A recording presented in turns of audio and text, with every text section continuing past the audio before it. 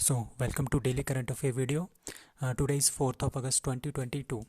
So all kind of questions that belongs to 4th of August 2022, we will discuss all of them one by one. So first question is India women lawn bowls team won gold by defeating, किसको उन्होंने हराया? Singapore को, Scotland को, south Africa या फिर England? So answer is C, that is South Africa. So India ने सबसे पहली बार लॉन बॉल्स जो एक गेम है, ये गेम हम कहाँ से आई है? ये गेम आई है स्कॉटलैंड से. तो उन्होंने इंडिया की वुमेन्स हैं, चार चार चार की इसमें टीम होती है, उन्होंने लॉन बॉल्स में गोल्ड मेडल जीत लिया है by defeating south Africa. So Indian women team 4 players होते हैं इसमें, 1 gold, first ever gold in lawn balls by defeating किसको? साउथ अफ्रीका को हरा दिया था इन्होंने. और ये जो गेम है लॉन बॉल्स, ये कहाँ पे प्ले की जाती थी? स्कॉटलैंड में. नाउ 22nd कॉमनवेल्थ गेम्स ये चल रहे हैं इन बर्मिंघम यूके में. सो अभी तक टिल नाउ 5 गोल्ड्स अभी तक जीते हैं इंडिया ने. 1 मीराबाई चानू 49 केजी, ये याद रखना है. जेरमी लाल निरुंगा 67 केजी में, किसमें? दोनों वेट लिफ्टिंग में. अंचिता शेवली, इन्होंने भी वेट लिफ्टिंग में 73 किलोग्राम में. एनटीटी टेबल टेनिस में किसको हराया? सिंगापुर को हराया इंडिया ने and won the gold medal. And lawn ball जो ये 4 खिलाड़ियों की टीम है, इंडिया ने इसमें भी गोल्ड जीता है. नाउ विकास ठाकुर, हुई इज़ द विकास ठाकुर? ये हिमाचल से रिलेटेड है, हिमाचल के हमीरपुर से रहने वाले हैं. इन्होंने 96 केजी में क्या जीता है? सिल्वर जीता है इन कॉमनवेल्थ गेम्स.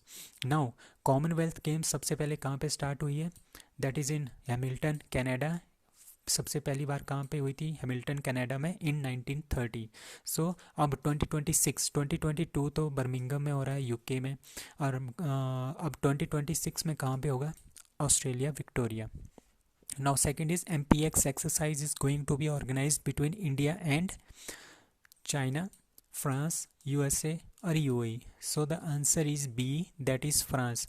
तो हम MPX हमने कुछ दिन पहले भी किया था. तो MPX किस किस के बीच में होती थी? इंडिया और जापान के बीच में होती थी ये वाली एक्सरसाइज. बट यही वाली एक्सरसाइज, इसी नाम की अब एक्सरसाइज है, वो किसके साथ हो रही है?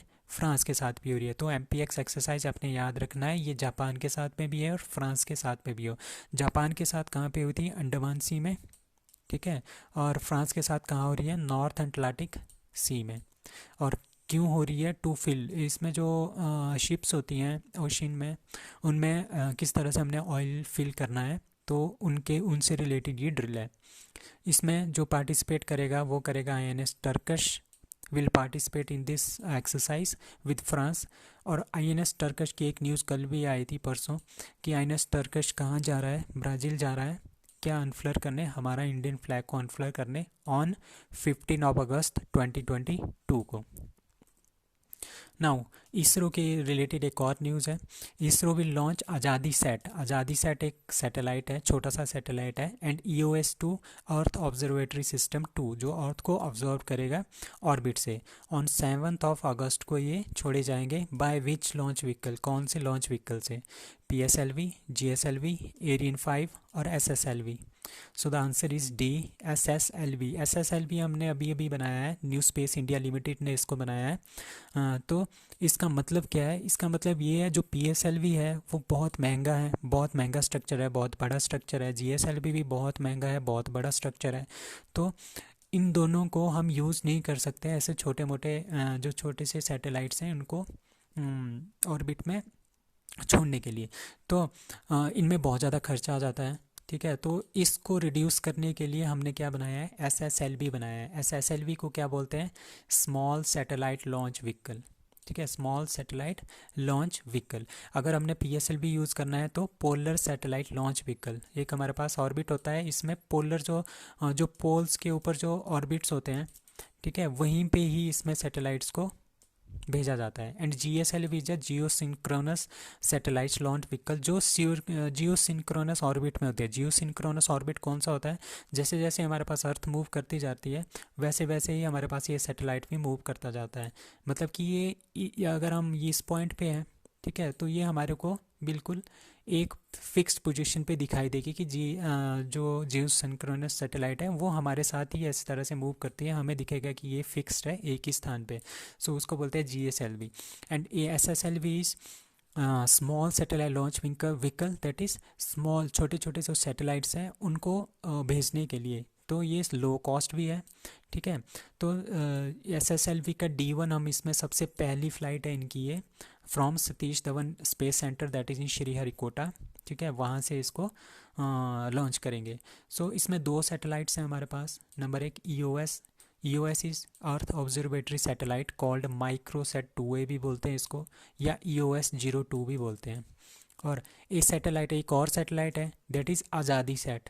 आज़ादी सैट एक सैटेलाइट है that was made by 750 girl students हैं हमारे पास ऑफ गवर्नमेंट स्कूल की, उन्होंने इस सैटेलाइट को बनाया है, ठीक है। और कौन सा प्रोग्राम से, स्पेस किड्स प्रोग्राम के थ्रू इन्होंने ये बनाया है। अब कुछ एक इसी साल के और एक पिछले साल का है, जो PSLV लॉन्च हैं हुए हैं, इसी साल जो PSLV लॉन्च हुए हैं, ठीक है। तो आपने एक ये याद रखना है, इसरो, आज़ादी सेट एंड EOS-2, और PSLV C-52 ये EOS है, earth observatory system 1, that was launched on 14 Feb को, वैलेंटाइन डे के दिन आपने याद रखना है, इसको लॉन्च किया गया था। एंड PSLV C-53 कहाँ से लॉन्च किया है, किसने लॉन्च किया है, इसरो ने लॉन्च किया है, किसकी हेल्प से, न्यू स्पेस इंडिया लिमिटेड की एजेंसी की हेल्प से। एंड कहाँ पे, सिंगापुर सैटेलाइट, सिंगापुर की इसमें सैटेलाइट्स हैं, कौन कौन सी, DSEO, स्कूब एंड न्यूसार, ठीक है।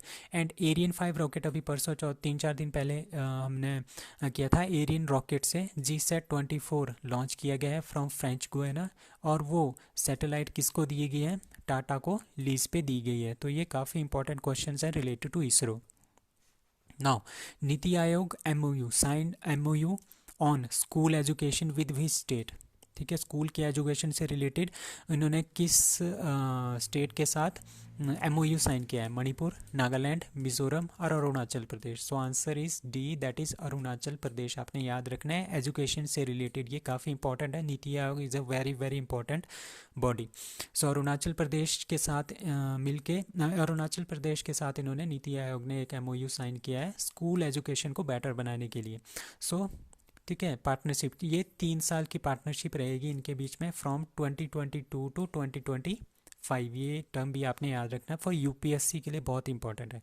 It was signed on the occasion of second anniversary, किसकी सेकंड एनिवर्सरी हो रही है हमारे पास आजकल, किसकी, न्यू एजुकेशन पॉलिसी की, ठीक है। न्यू एजुकेशन पॉलिसी कब लॉन्च हुआ था, ये लॉन्च हुआ था 29 जुलाई 2020 को, ठीक है। तो 2 साल पूरे हो गए, तो उसी के एनिवर्सरी के बेस पे इन्होंने ये साइन किया है MOU। सो पहले जो हमारे पास न्यू एजुकेशन पॉलिसी है उसके अकॉर्डिंग, सो पहले वाली पॉलिसी थी वो 10+2 स्ट्रक्चर पे थी, 10th होती थी +2 होती थी, ठीक है। अब स्कूल में जो ये 10+2 स्ट्रक्चर है, इसको रिप्लेस किया गया है 5+3+3+4 के करिकुलम स्ट्रक्चर में, इसको चेंज किया है बाय, कौन सी कमेटी थी इसके लिए, के कस्तूरी रंजन कमेटी, आपने याद रखना है। इन 2020 कब पास हुआ था, ये हमारे पास HP टेट में अभी क्वेश्चन आया था, दैट इज़ जो जो न्यू एजुकेशन पॉलिसी है वो कैबिनेट ने कब पास किया है, सो 29 जुलाई 2020 को ये पास हुआ है। ना नीति आयोग कब बना है, 1 जनवरी 2015 को। इसके चेयरमैन हमेशा प्राइम मिनिस्टर ऑफ इंडिया होते हैं, एंड वाइस चेयरमैन आजकल कौन है, सुमन बेरी। एंड CEO कौन है, पहले इसके अमिताभ कांत थे, उनको हटा के अब कौन बने हैं, परमेश्वरन अय्यर बने हैं। Now 5th question is, government of India releases commemorative postage stamp to honour, ठीक है। Commemorative postage stamp to honour, किसको ऑनर करने के लिए इन्होंने कोमेमोरेटिव पोस्टेज स्टैम्प जो है वो लॉन्च की है, महात्मा गांधी को ऑनर करने के लिए, अटल बिहारी वाजपेयी, सरदार वल्लभ भाई पटेल या Pingali Venkaiah.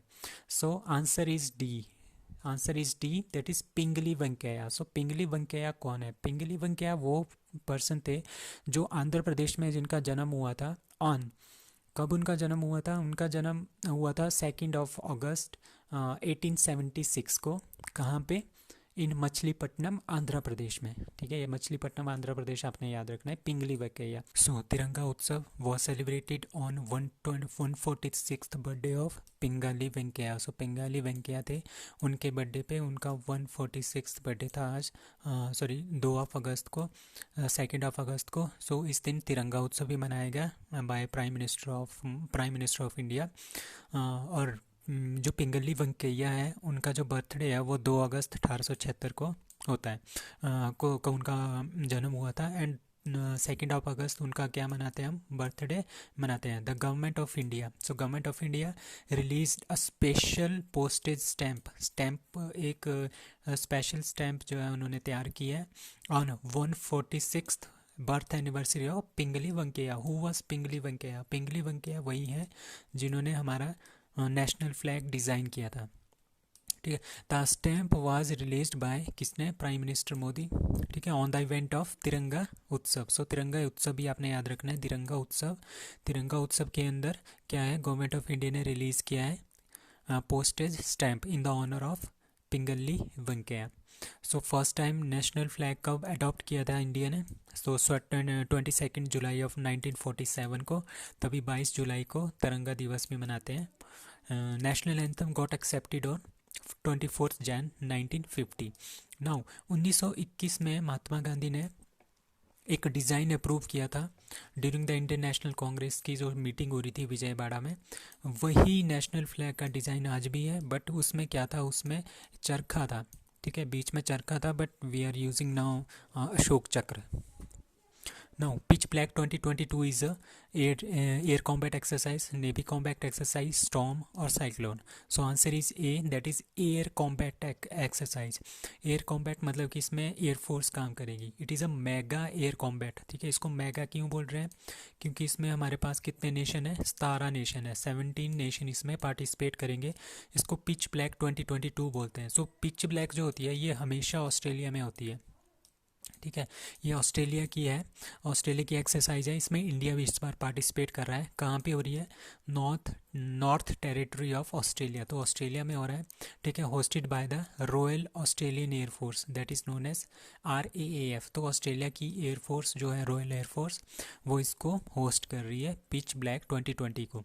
And India will also participate. Over 100 aircraft है, 100 से ज़्यादा एयरक्राफ्ट होंगे, 250 से ज़्यादा मिलिट्री पर्सनल होंगे, 17 नेशन होंगे। ठीक है, तो ये कब से कब होगी? 19 अगस्त टू 6 सितंबर तक। सो इसके पार्टिसिपेंट्स कौन कौन से हैं? ऑस्ट्रेलिया ऑब्वियस ही बात है, दूसरा न्यूजीलैंड, वहीं पे साथ में पड़ोसी न्यूजीलैंड है। फिर कनाडा का पड़ोसी US, फिर आपका आता है इंडिया।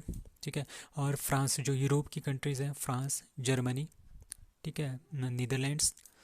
ठीक है, और उसके बाद Asian countries, Singapore, Thailand, Republic of Korea, Philippines, Indonesia, Japan, Malaysia and UAE and UK is also European countries. तो ये 17 कंट्रीज़ हैं जो पार्टिसिपेट करिए। इसमें कौन कौन पार्टिसिपेट नहीं कर रहा है? That is China and Russia are not participating at all.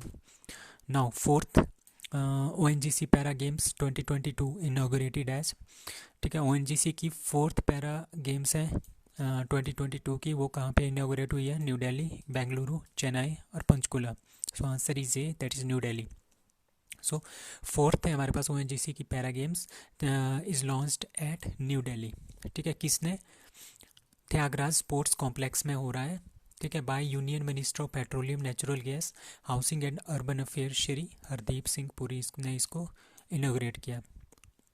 ठीक है, तो इंटरिम चेयरपर्सन, जो चेयरपर्सन है, मैनेजिंग डायरेक्टर है, ये पहली बार कोई फीमेल बनी है, उनका नाम है अलका मित्तल।